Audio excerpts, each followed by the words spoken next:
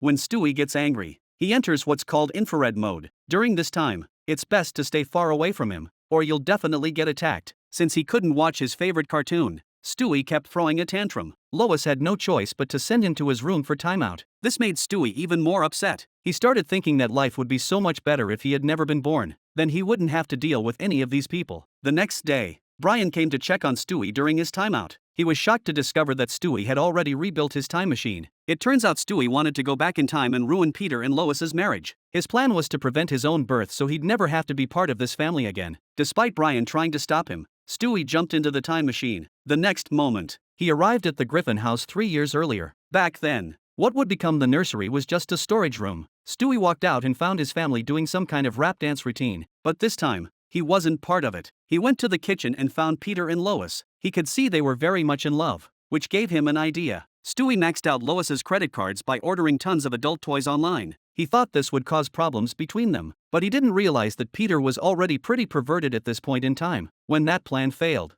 Stewie decided to take matters into his own hands. That night, he snuck into their bedroom and shaved off all of Peter's hair. Then he framed Lois for it. When Peter woke up, he was furious and assumed Lois had done it. What the hell's the matter with you? I didn't do it, but you look really cool. I do? Yeah, you look like you could be a celebrity.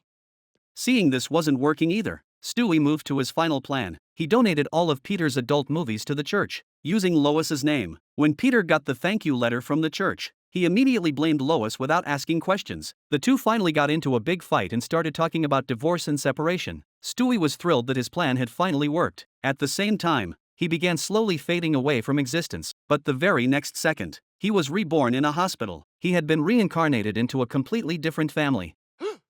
I'm British? All right.